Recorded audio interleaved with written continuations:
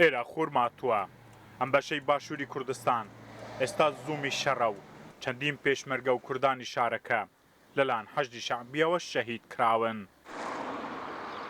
خورماتوو دەڵێ وێرانەیە، جوڵەی تێدا نییە، دوکانەکان داخراون. ئەم ماڵە خانووەکەی لێبارە و دەیەوێت لە شەڕەکە قورتاڵ ببێ. هێزەکانی پێشمەرگەش دەڵێن شیا و حەشدی شەعبی ئەوە نین، کورد پشتی بە بەڵێنەکانیان ببەستێ و دەبێ خۆیان بۆ پاراستنی کوردستان باش ئامادە بکەن.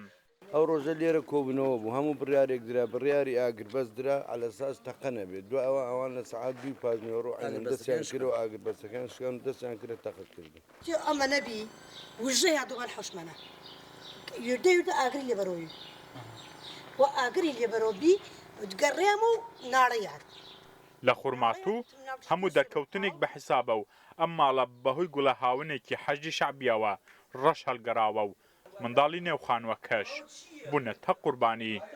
ئەوە تا ئەگەر کامێرەکە تەسویرەکە ئەوە شوێن پەلەفڕکەی ئەوە ئەوە شوێن پێێتی ئەوە شوێن دەسێتی بۆچی ئەوە شوێن دەسی و پێێتی وڵایەتی پەلەفڕکەی گرۆتەمەنی 12 ساڵە لە سەربانەکەیدا ئەو لە ناوە حەسر بوو ئەمە هەمووی ئاگر بوو ئەویش ئاگری تقریبا 5 لە ناو ئاگرەکەی ئەمە کوڕەکە ئیتر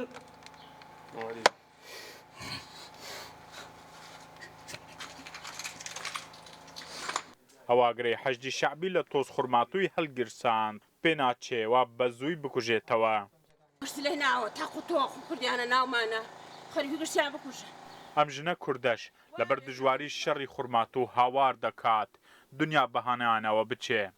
لە تر شیعەوە ڕاکەین شیعە بێتە دژمە من گشتی مناڵەکان خۆم لە باوش خۆم گەورە بین ئیستا تەقاکەن لە مناڵەکان ئەوەم زامارە یەکێترم زامار بی ها ئێوایە وەڵی ئیمشەو ئەمت ئیستا 50 زەلامانە زەوێ لەیرە ناخوا لەوە ڕەحمی کرد نەدەست منی گرت نەبچێتەوە گولەکانی میلیشا شیعەکان لە خورماتوو وەک خەڵکەکەی دەڵێ هیچ دەرگایەکی ئەمی لەم شارەی نەهێشتووە کورد لە پشتەوە بە سەلامەت دابنیشێ.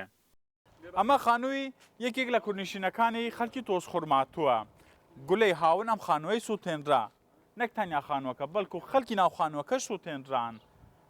خەڵکی تۆز خورماتووش دەڵێت تا حەجی شەعبی لێرە بن کورد لە تۆز خورماتوو هەر دەسووتێنرێ. هیفدا ڕەحمەت ڕوودا و تۆز خورماتوو